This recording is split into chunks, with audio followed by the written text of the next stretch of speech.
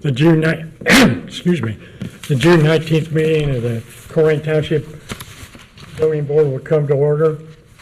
Could you please stand and do the Pledge of Allegiance?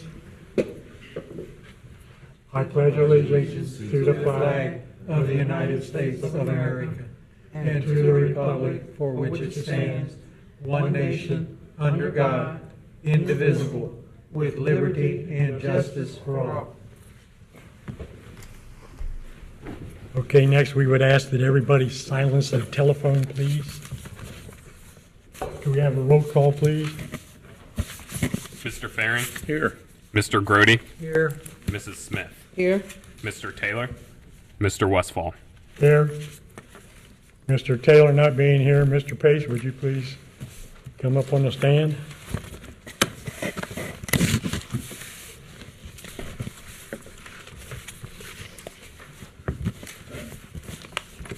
Our first order of business tonight would be approval of the April 17th, 2018 meeting. Does anybody have any additions or corrections to the minutes? The motion may be approved as written. I second that motion. It's been moved and seconded that we approve the minutes as written. Can we have a roll call vote, please? Mr. Farring? Yes. Mr. Grody? Yes. Mrs. Smith? Yes. Mr. Pace? Yes. Mr. Westfall? Aye. Next on the agenda is public address. This is where if you have anything you would like to bring before the zoning commission that is not on the agenda, this is where you do it. Does anybody have anything that they would like to bring up? Our big crowd. None appearing, we will move on. Next is a final development plan for case number ZA 1988-8, Colerain Town Center, Parcel 4, Auto Zone Store. Staff, do you have a presentation? Yes, we do. Colerain Town Center is located just north of I-275 along Colerain Avenue. The original plan was approved in its preliminary phase in 1988. It called for 2 strip shopping centers and a variety of outlots along Colerain Avenue. The main anchor of this is the Walmart, which is farthest to the east. There's also a Dick's Sporting Goods and a fabric store. And then the outlots along Colerain are businesses like Wendy's, Burger King, and Discount Tires and Speedway. This particular lot has not been developed since the inception of the center, being Outlot 4. And so it comes before you tonight as a final development plan. The proposed site is located directly adjacent to Colerain Avenue and just west of Dick's Sporting Goods. It's between the Discount Tires or Tire Discounters and Speedway Station. These are some site photographs. This is the kind of secondary, but it has a signal on Colerain that comes down right next to Dick's Sporting Goods. The subject lot is what's on the right. This is another view of the subject lot. That's Speedway in the background. You can barely see the corner of Dick's Sporting Goods to the far right. This is behind Dick's Sporting Goods, the kind of service drive. This photograph kind of illustrates that there's a fairly steep embankment. At the top of that embankment is Colerain Avenue. It's about 27-foot elevation difference from the highest point down to where the pad of the building would be, going towards Speedway, and then it gradually reduces as it goes farther south. And this is a view of the site from the Speedway station. This is the Google Street View that you can't get for fear of being run over by traffic on Colerain Avenue, but this is the entrance to Dick's. The site is kind of hard to see from this angle, but it's directly in the center of the photograph. This is the Discount Tires and Burger King, which is to the south. And another view. This is the preliminary development plan. Originally, it was going to be a continuous strip center. Later, when the final development plans came in, Walmart was its own separate building. Then there was a strip center towards the south, and then the infill, and you can see where the proposed auto zone is with the arrow pointer.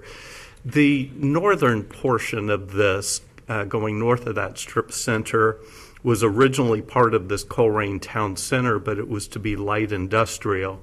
About a year ago, that part was segmented off of the original development plan and called Struble Road Development, and that was a new plan similar to this. It's still light industrial, but it includes the office building for Rumpke's headquarters, which is currently under construction.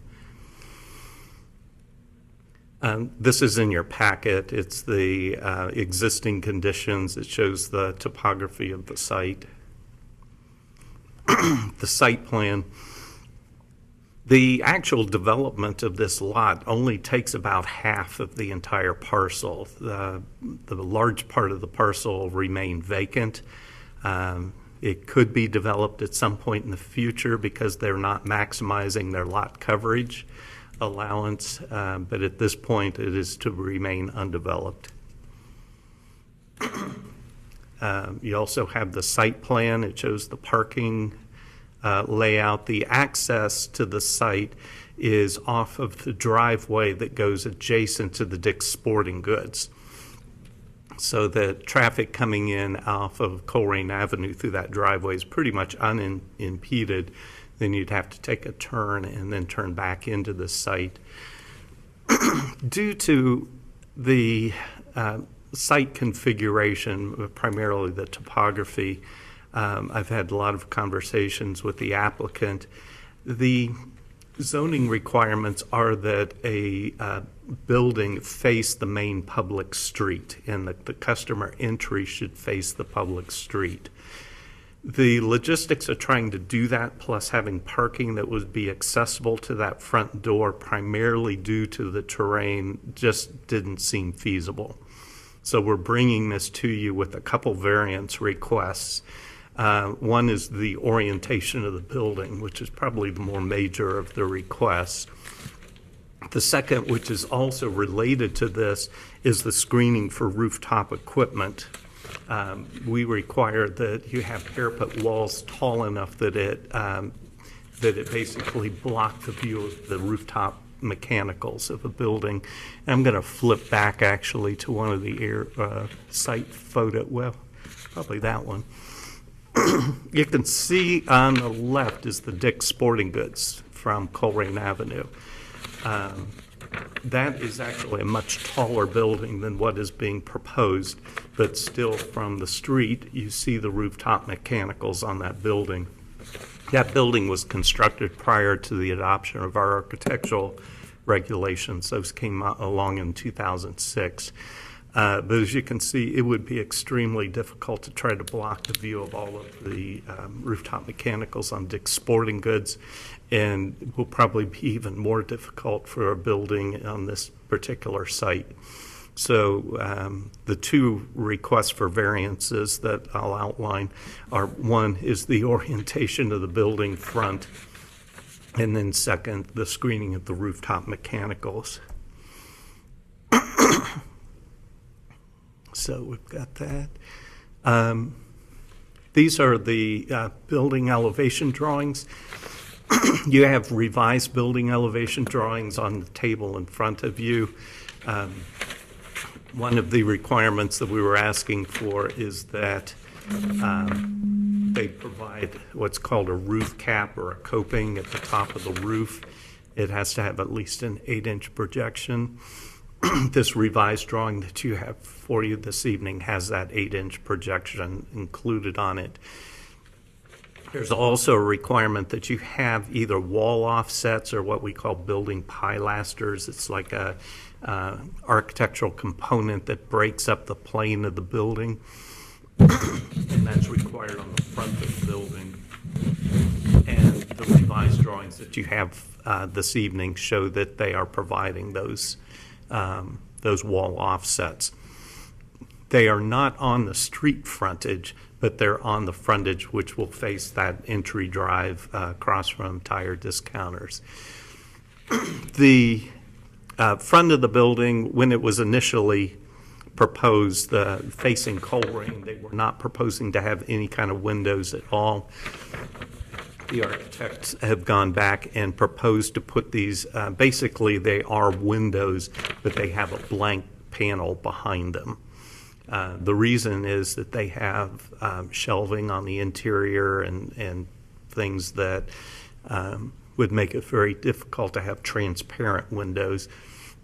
The idea is to try to make it look kind of customer friendly, and by adding these windows, they're resembling the requirement for having that storefront facing the street.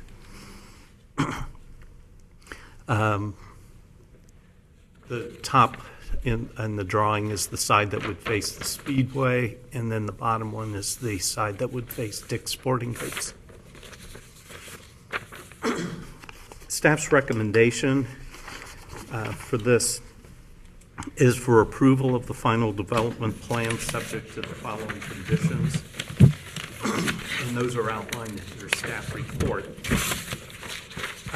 All of these things have been addressed in some shape or form, but we're suggesting until we get the final version of the plan that these conditions remain. But I feel very confident that in talking with the applicant that these things can be met. Number one is the maximum height for the pole lights is 24 feet. The applicant has agreed to abide by that. More information is needed regarding the exterior wall-mounted lights shown on the elevation drawings. We do discourage the kind of wall pack lights that shine out. We want something that's shielded and goes downward. Landscaping is required around the ground-mounted sign. Typically, we get those landscape packages along with the sign permit. We issue sign permits separate from the actual building construction, so we'll get that as its own package. The front facades of the building need to have the wall offsets, which you can see in the revised drawings. The parapets have a three-dimensional cornice cap that projects a minimum of 8 inches from the facade plane. That has also been addressed. Freestanding sign conforms to the requirements of Colerain Town Center outlots. It's 42 square feet and 10 feet back from the sidewalk, 7 feet in height. The applicant brought some drawings tonight with them that show that that's what their intention is to be. We say the elevation measured directly in front of from the sidewalk. I should probably have pointed out in some of the photographs, particularly like the Burger King sign is down over the hill. What they did is they built up kind of a pedestal that's even with the sidewalk, and then they built the sign on top of that. It's 7 feet high. That's just so that all of them are uniform height with respect to the sidewalk in front. Number 7, wall signs must conform to the standards of the zoning resolution. That's the 1 square foot for every foot of wall length. And the 2 variances, as I mentioned earlier, number 1, that the screening requirement for rooftop mechanicals be waived due to the elevation change from the street with respect to the elevation of the building. And number 2, that the requirements for a customer entry on the street frontage, that's the west side of the building, be waived on the condition that the architectural features indicated on the revised elevation drawing be included on the west side of the building. That's those window panels. Due to the elevation change from the street with respect to the elevation of the building. So we do believe that the topography of the site presents some challenge for this development. Are there any questions regarding this? And we do have the applicant here tonight to speak. You want to hear it? Does the applicant have anything they would like to present? Marty has done a pretty good job of describing it. We have worked with him throughout this process on getting the conditions met. We have revised the photometric plan to show the 24-foot height and the foot candles based upon that. The wall packs are a Lithonia wall pack, and they are fully shielded, so they meet all of the dark skies requirements. The facade and the cornice, we brought the revised elevations tonight to take care of that. Pretty much it. Okay, thank you. Mr. Grody, do you have any questions? Yes, a couple. What is the height of the proposed retaining wall on the west side? It varies. The side closest to the entrance coming in off of Colerain Avenue, it actually dives into that embankment, so it's 0 at that point. Across the highest point will be probably 8 feet, 9 feet. That is at the very back, and then on to the speedway side, it will curve around and slope down and dead end into the ground. Okay. Another question, the current AutoZone store down by Galbraith Road in Colerain, is that intended to maintain that, or is this in addition, or what have you? This would be in addition. In addition, so there's no intent to close that? Not that I'm aware of. I'm the engineer.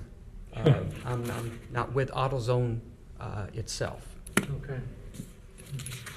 That's all I have, Mr. Weston. Thank you. Mrs. Smith? Yes, I would like to see a picture of the side door entry. I mean, I know something's here on the drawing, but can you point out to us where that would be in proportion to the building? It's not going to be a front entry, correct? It's going to be a side entry. Talking about Yes, on the west the side? entry will face the stoplight, and then you have the entrance drive coming into Dick's Sporting Goods. The front of facing the entry will face that access road coming in. That'll be the visibility. But it's on the side rather than the front, correct? Well, It just depends upon which you consider the side. that, it's the way the building's facing, it's the front of the building, but it's the way the building's facing. It is on the long face of the building. It's just that because of the site constraints, the building has to be placed long ways and not sideways. I think she's asking about the two doors on the east side and the west side. Right. Okay, those two doors, they are facing the access drive there at the end of Dick's Sporting Goods. There's a drive that the buses sit in the back behind Dick's, and then they come out that access road. Those two doors, right there where it says facing Dick's, they face that access road. I think, are you asking what those doors are for? Well, the entry doors, No, they're not.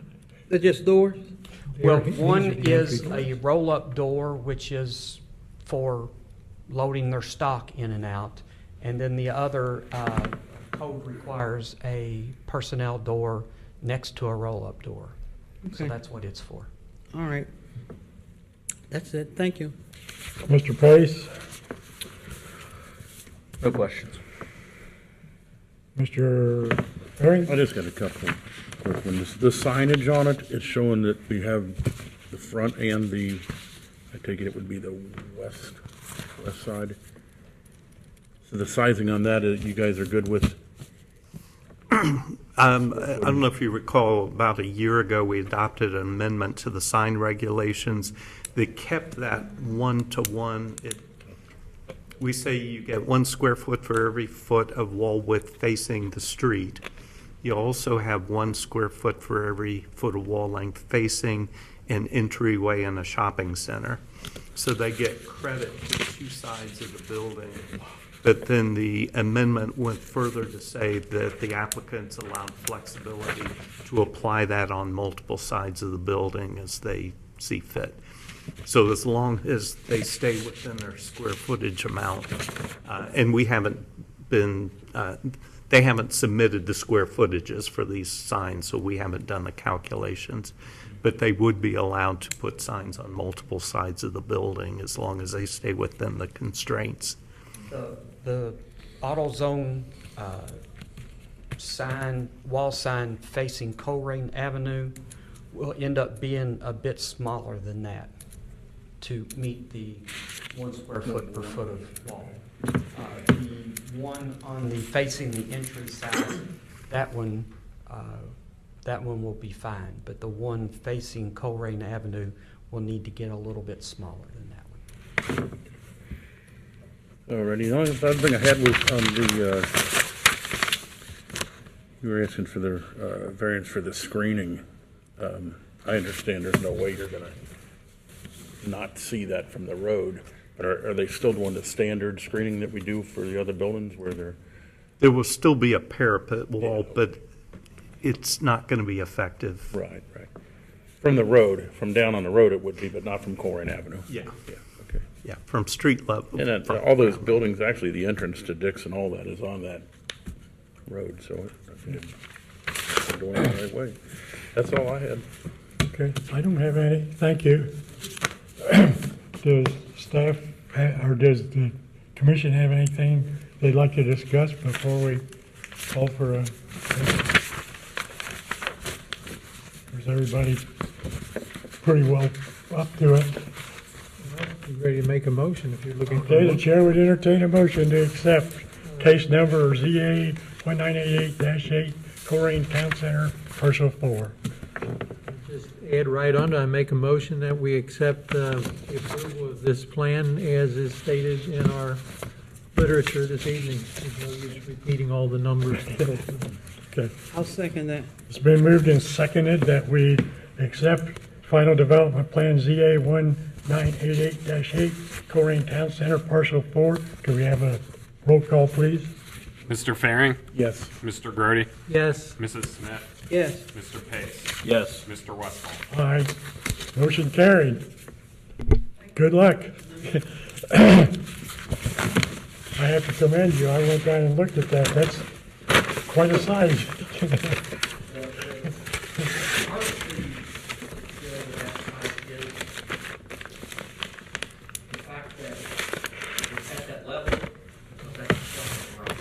Oh, really? Wow, I didn't realize that. I didn't realize that. A few seconds and then all of a sudden you're on rock. Golly, that does make it tough. very good. Next on the agenda is public hearings. We have none. Next is informal concept review. We have none. Next is old business. Do we have any old business? No, we do not. New business. Do we have any new business? No, we do not. Kind of boring. Does the administration have anything they would like to say?